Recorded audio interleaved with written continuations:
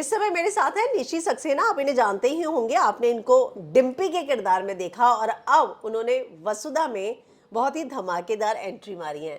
Welcome to Film Window. कैसी हैं आप? मैं बहुत अच्छी हूँ, आप कैसी हैं? एकदम ठीक। और बैक टू बैक जो है, जब ऐसे अच्छे शोज का हिस्सा बनने का मौका मिले तो कैसा फील होता है? एक ब्लेसिंग लगता है, बहुत स्पेशल लगता है कि पहले अनुपमा जो नंबर 1 शो या था, उसके बाद वसुधा जो जी टीवी का नंबर 1 शो है। तो एक ब्लेसिंग है, भगवान का आशीर्वाद है कि अच्छे अच्छे शोज ही मिल रहे हैं।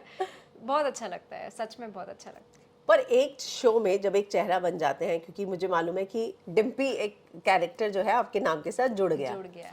तो उसके बाद जब दूसरा मिलना होता है तो मुश्किल होती है, इसलिए आपने शायद थोड़ा ब्रेक लिया। आई थिंक हाँ, बिकॉज क्या होता है ना कि लोग इतना कनेक्ट हो जाते हैं किसी कैरेक्टर से, प्लस अनुपमा वो सच अ बिग शो, तो वो लोग उस इंसान में वो कैरेक्टर ही ढूंढते थे। तो मैं किसी का नाम नहीं लूँगी, लेकिन कोई थे, उन्होंने बोला था कि अरे नहीं नहीं वो तो डिम्पी है ना, वो तो डिम्पी है। तो लोगों को एक तो डिम्पी का जो नेगेटिव ट्रैक था उसको भी काफ़ी पहले पॉजिटिव था पहले फिर। पॉजिटिव, हाँ नेगेटिव ट्रैक उतना लंबा था नहीं, हाँ लेकिन वो बहुत हाइप अप हो गया था। तो उसकी वजह से लोगों के अंदर एक इमेज बन गई थी। बट एनीवे ऐसा नहीं होता है, वो इमेज ब्रेक करना ही आई थिंक एक्टर्स का काम होता है। या और वो करने का मुझे अपॉर्चुनिटी भी मिल रहा है, चांस भी मिल रहा है, तो इससे अच्छा क्या हो सकता है। जब चलता हुआ कोई शो हो और उसमें जब हम एंट्री लें तो एक बात का डर लगा रहता है कि भाई ये तो चलती हुई ट्रेन है, इसमें चढ़ूं मैं चलो। या नहीं चढ़ूं।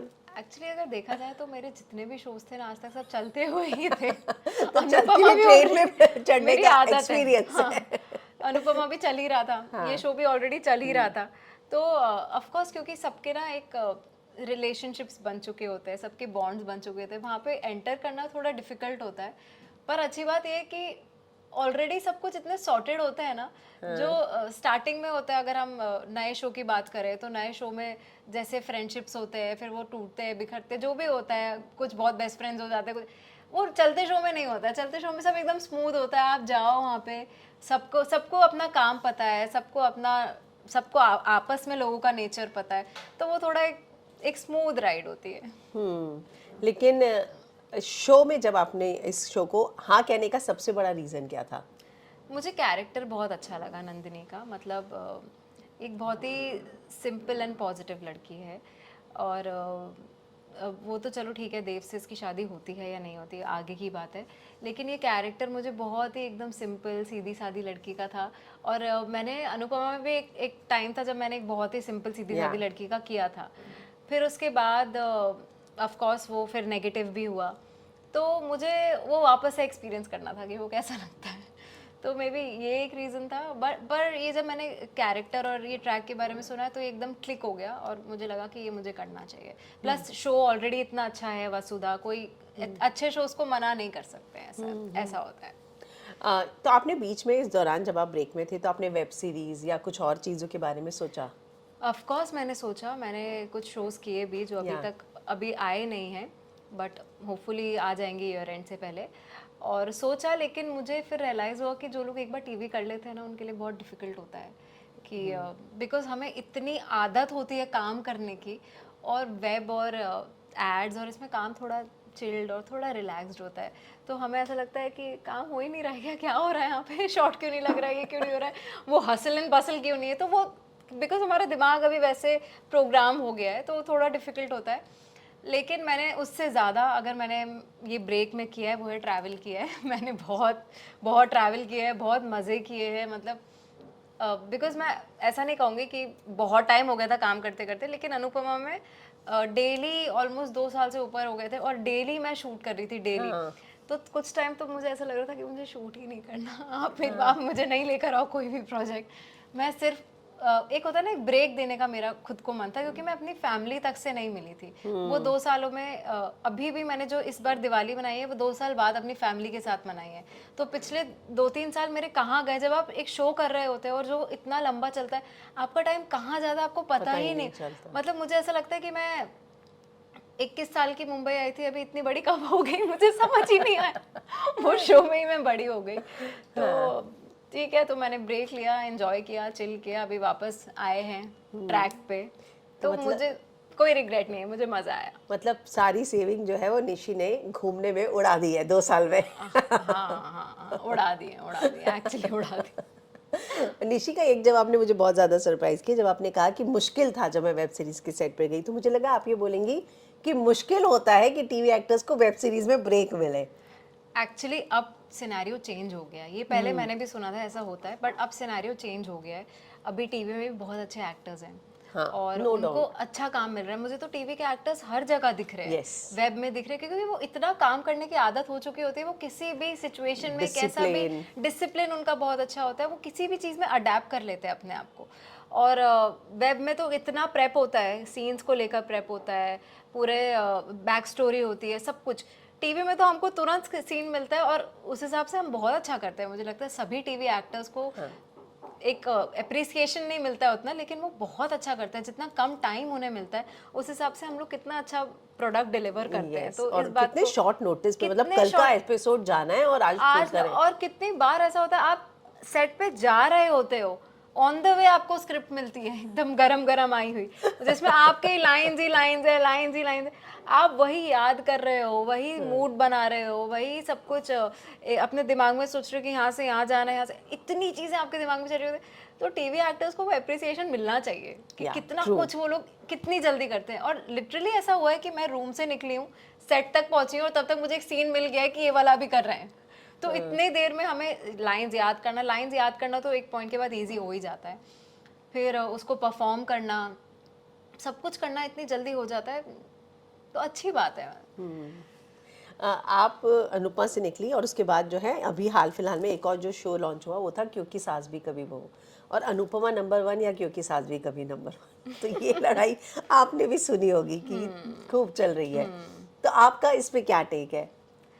मुझे लगता है दोनों शोज़ अपनी अपनी जगह हैं। क्योंकि भी एक बहुत ही बड़ा शो था, एक लेजेंड शो था जो वापस आया है, लेकिन अनुपमा ने भी वो हिस्ट्री क्रिएट की है। और अनुपमा इतने, आई थिंक 5 साल के बाद भी अगर कोई शो नंबर 1 है ना, तो उसका कोई कंपैरिजन है ही नहीं, कुछ है ही नहीं। आप सोचो कि उन लोगों ने कितने ट्रैक्स, कितनी स्टोरीज और क्या क्या नहीं कर दिया है, लेकिन फिर भी एक ऑडियंस है जो उनको देख रही है, प्यार कर रही है, और कंटिन्यूसली प्यार कर रही है। 5 साल किसी शो को इतना प्यार देना एक बहुत बड़ी चीज़ होती है। आप कितना मिस करती हैं उस सेट को?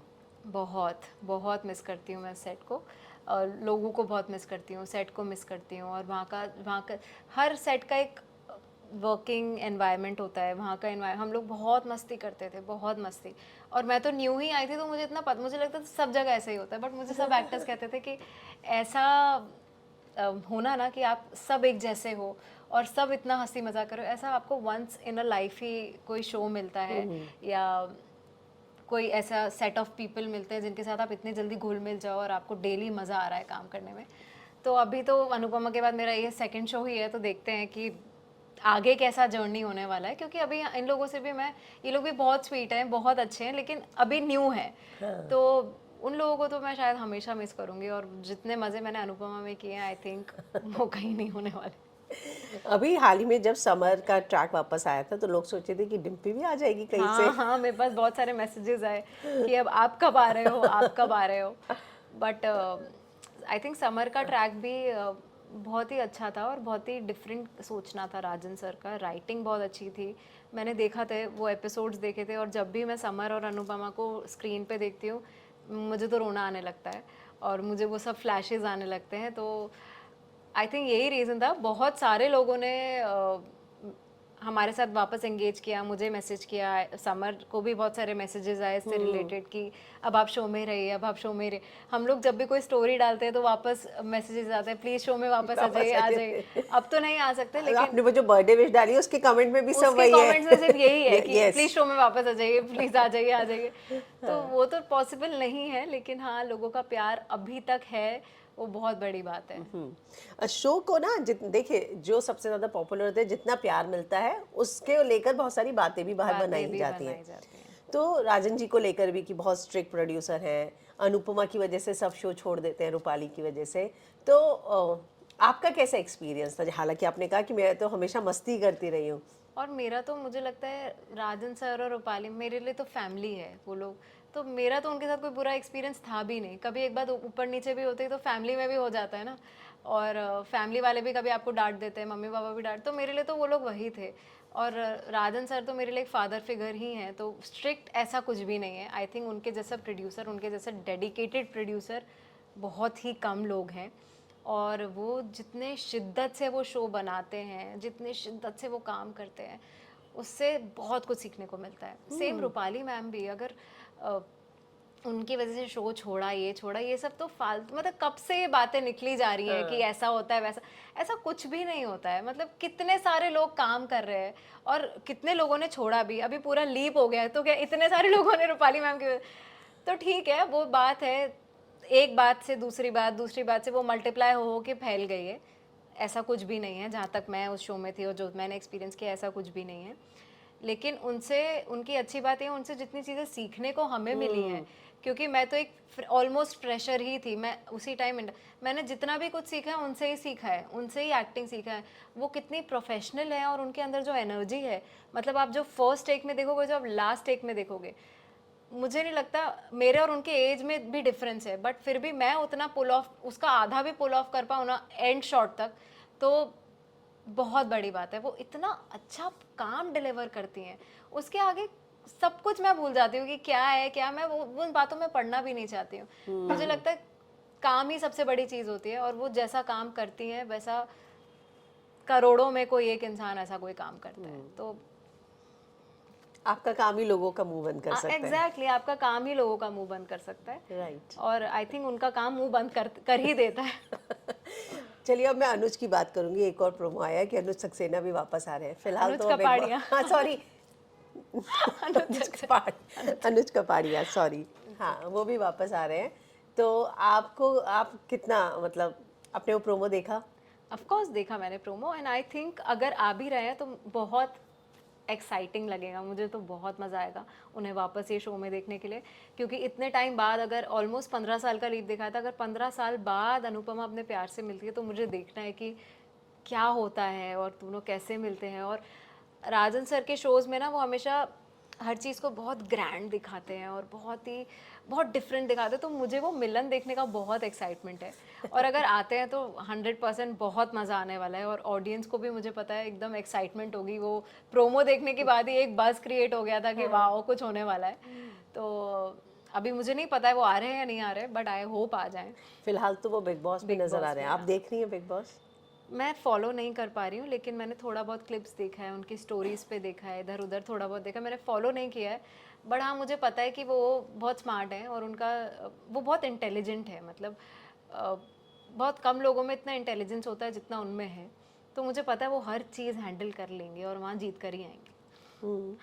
पर लोग कह रहे हैं कि वो अपने कैरेक्टर में ही है शो में। आपको ऐसा लगा? देखिए, मैंने उतना देखा ही नहीं है शो, और अगर वो कैरेक्टर में हैं तो अच्छी बात है ना। अनुज कौन सा बुरा इंसान था?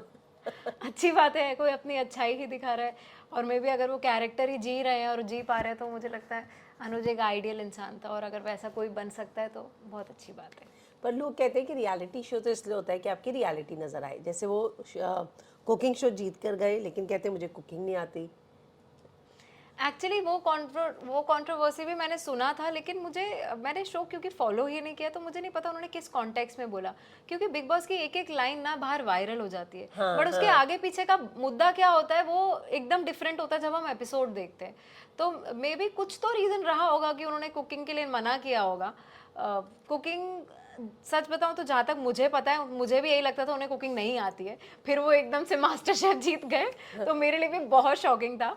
लेकिन अगर वो कुक नहीं करना चाहते तो उनका कुछ गेम प्लान, कुछ स्ट्रैटेजी होगा जो मुझे नहीं पता, मैंने शो ही नहीं देखा है। अच्छा, तो उन्होंने सेट पे कभी कुकिंग के लिए या खाने के लिए ऐसा कभी इंटरेस्ट कभी नहीं दिखाते? खाने में तो वो इतने इंटरेस्टेड थे, मतलब खाने में, बनाने में मुझे नहीं पता, लेकिन खाने, हमारे अनुपमा सेट की जो आई थिंक एक जो कॉमन बात थी ना सब एक्टर्स के बीच में, वो खाना ही था। हम सब इतने फूडी थे ना, सबको खाने के बारे में बात करनी है, सबको जानना है तू आज क्या लाई है, हाँ मैं क्या लाया हूँ, ये दे देना वो दे देना, आज ये मंगा लेते। तो सिर्फ हम लोग का, हमारा जो मेन मुद्दा होता था ना, वो खाना ही होता था, और उसमें आई थिंक वो सबसे ऊपर ही थे।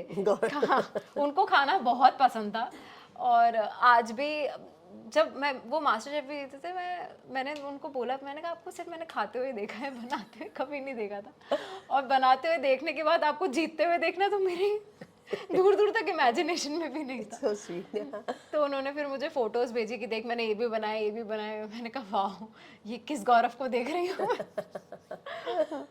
एक चीज ना सलमान ने गौरव को कही कि तुम इतने कैमरा के बीच में भी ना, या तो तुम इसी तरीके के पर्सन हाँ। हो, तुम खुले नहीं हो, या तो फिर लोग तुमसे बहुत डिस्कनेक्टेड भी फील करते हैं, क्योंकि जब उसके दोस्त भी आसपास बैठते हैं तो अपनी लाइफ से जुड़ा कोई किस्सा नहीं, आकांक्षा का कभी नाम नहीं, मतलब बहुत प्राइवेट पर्सन कि लोग उसके बारे में कुछ नहीं जान रहे हैं।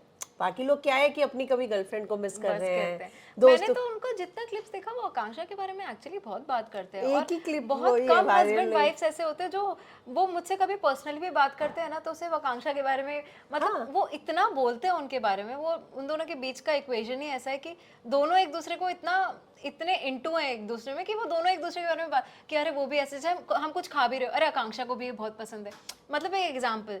तो मे बी वो बात करते होंगे, वो लोग दिखाते नहीं होंगे, क्योंकि मे बी उन कुछ तो रीज़न होगा, ऐसा नहीं हो सकता कि वो उनके बारे में बात नहीं करते। मेरे सामने तो उन्होंने बहुत कुछ बातें की हैं, और मैं जब आकांक्षा से मिली भी नहीं थी उससे पहले ही मुझे लगता था कि मैं आपको कितना जानती हूँ क्योंकि हम इतनी इतनी चीज़ें डिस्कस करते हैं आपके बारे में। तो वो प्यार तो वो दिखता है।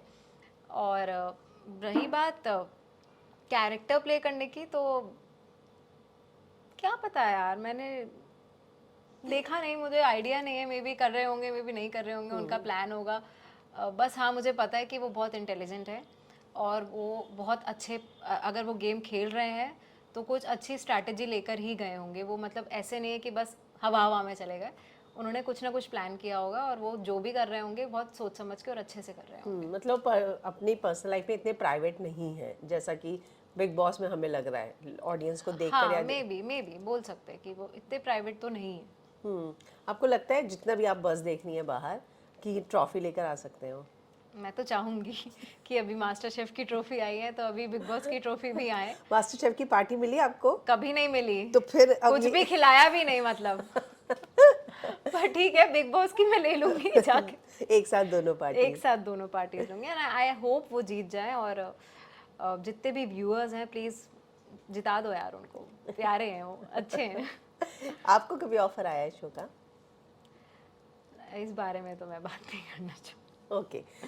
तो चलिए, आने वाले और प्रोजेक्ट्स की अगर मैं बात करूं, तो अगर अब आप टीवी में आई हैं तो आप, जैसे कि आपने कहा कि आप कंफर्टेबल है टीवी में, राइट? तो उसके अलावा भी आप कुछ सोचेंगी, या आपको लगता है कि नहीं, क्योंकि एक बार एक टीवी के ट्रैक में घुस जाओ ना तो आपका 2-3 साल कंज्यूम हो जाता है। कंज्यूम हो जाता है, आपका टाइम कहाँ निकलता है आपको पता Yes. नहीं चलता है। ऑफ कोर्स अगर जैसे ये वसुधा के बाद भी मुझे कुछ टाइम मिलता है, मैं ऑफ कोर्स वेब में ट्राई करूँगी, बट अगर वो टाइमलाइन मैच होता है तो करना चाहूँगी, क्यों नहीं करना चाहूँगी, क्योंकि वेब भी एक अलग प्लेटफॉर्म है, कुछ डिफरेंट है वहाँ पे, कुछ अलग है प्ले करने को, तो वो चैलेंज मैं अपने आप को देना चाहूँगी। लेकिन हाँ, टीवी में भी कंफर्ट है, बट 100% वेब में भी ट्राई करना चाहूँगी। ओके। अपने फैंस को कुछ कहना चाहेंगी जाते जाते?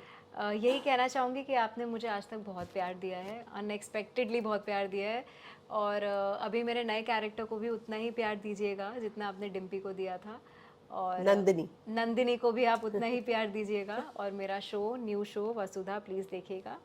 और thank you so much for all the love that you have given me, and that means a lot to me. Thank you so much. Thank you. Thank you so much.